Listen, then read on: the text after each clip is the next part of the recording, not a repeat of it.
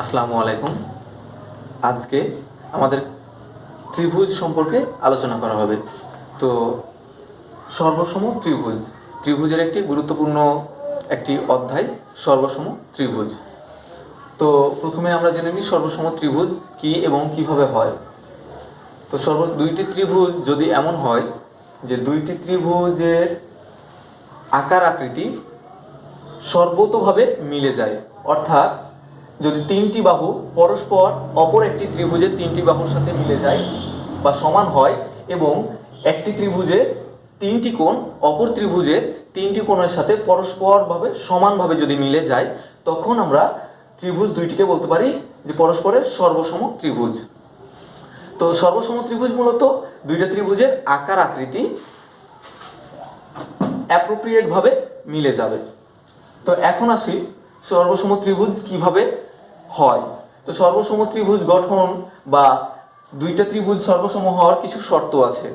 যেমন 1 নম্বরে তিনটি বাহু সমান 2, দুই বাহু এক কোণ, দুই কোণ এক বাহু অথবা তিন কোণ সমান হবে। তো প্রথমে আসি আমরা যে তিন বাহু সমান হলে।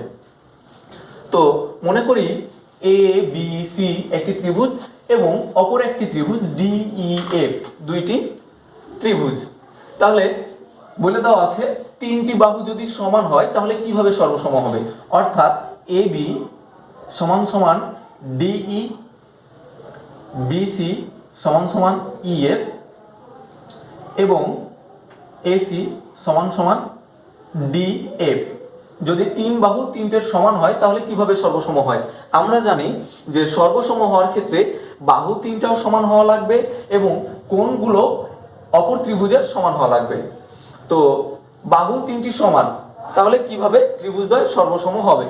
তো আমরা উপপাদ্যের অনুসিদ্ধান্ত অনুসারে জানি যে যদি যে কোনো দুইটা ত্রিভুজের বাহুগুলো যে কোনো দুইটা ত্রিভুজের বাহুদ্বয় বা একটি ত্রিভুজের যদি দুইটি বাহু সমান হয়, তাহলে আমরা জানি যে যে ত্রিভুজদ্বয় সমান তার বিপরীত কোণদ্বয় পরস্পর সমান হয়।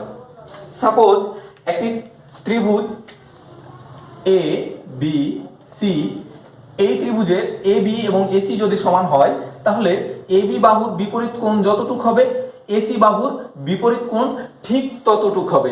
যদি আমি এটা ধরি যে 60 ডিগ্রি, এইটাও বি কোণ হবে 60 ডিগ্রি। আমরা জানি এটা হচ্ছে উপপাদ্যের অনুসিদ্ধান্ত অনুসারে। ঠিক একইভাবে আমরা বলতে পারি তাহলে যদি এ বি বাহু এবং ডি এফ বাহু যদি সমান হয় তাহলে এ বি বাহুর বিপরীতে যে কোণটা থাকবে এবং ডি এফ বাহুর বিপরীতে যে কোণটা থাকবে সেই কোণটা হবে সমান। তাহলে আমরা বলতেই পারি যে সি কোণ সমান সমান হবে কোণ এফ এর সমান।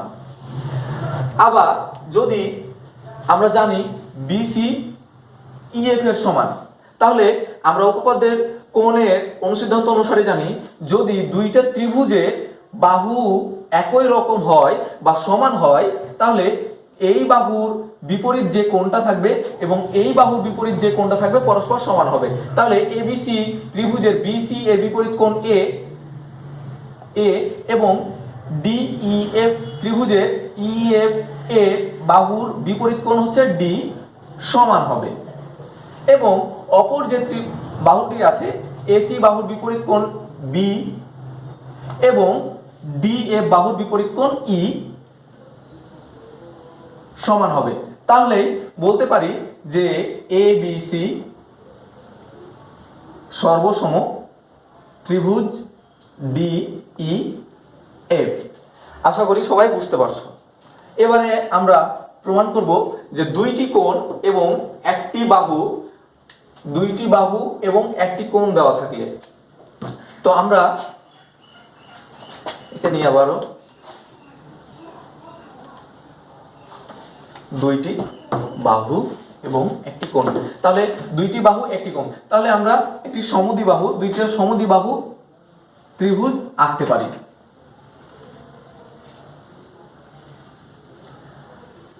এ বি সি এবং এইচ এল এম দুইটি ত্রিভুজ।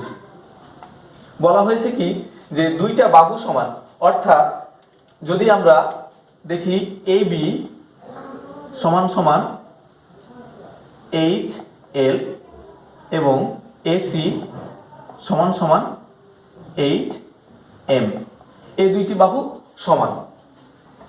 কারণ সমবাহু ত্রিভুজের এ বি এবং এসি দুইটা বাহু সমান থাকবে, তখন আমরা বলি সমবাহু ত্রিভুজ। এখন আমরা উপপাদ্য অনুসারে অনুসিদ্ধান্ত অনুসারে জানি যে যদি দুইটি ত্রিভুজের বাহু সমান হয়, একটি বাহু সমান হয়, তাহলে তাদের বিপরীত কোণটা হবে সমান। তাহলে কি, এবং একটি কোণ সমান দেওয়া আছে, একটি কোণ, তাহলে এ কোণটা সমান এবং এ এইচ কোণটা সমান। এখানে বলে দেওয়া আছে দুইটি বাহু এবং একটা কোণ, তাহলে দুইটা বাহু এ বি এবং এইচ এল এর সমান, এসি এইচ এম এর সমান এবং এ কোণটা এইচ কোণের সমান। তাহলে এখন প্রমাণ করতে হবে ত্রিভুজদ্বয় সর্বসম।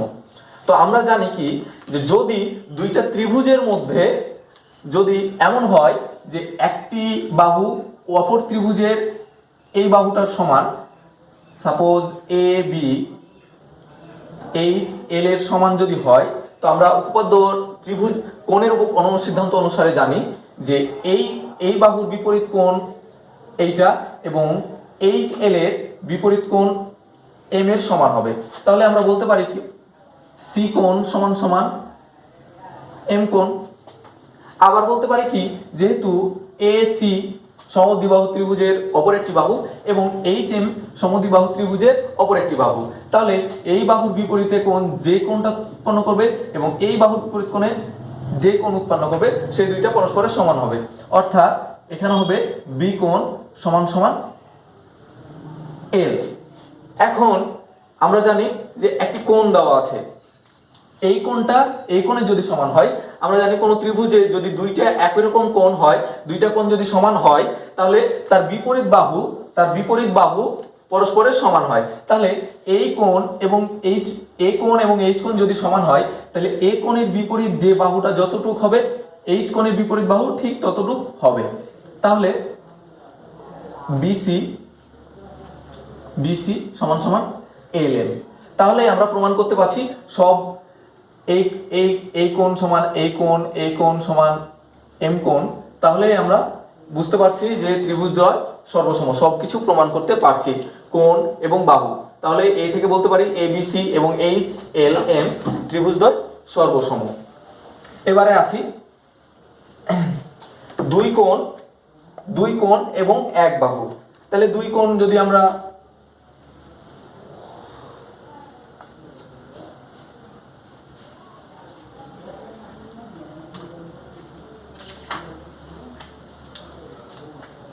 এ বি সি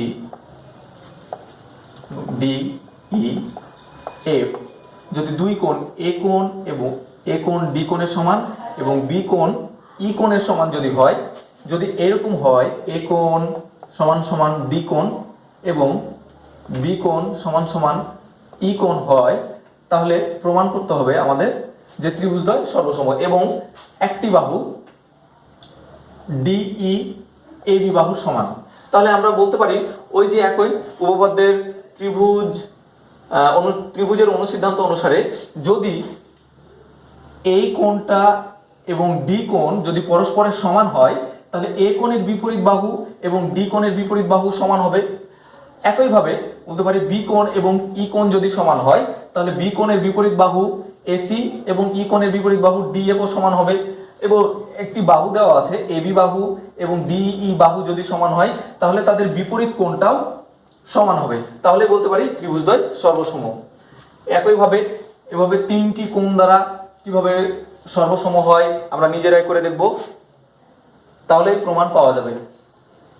তো বন্ধুরা, আমরা আজকের সর্বসম ত্রিভুজ সম্পর্কে জানলাম।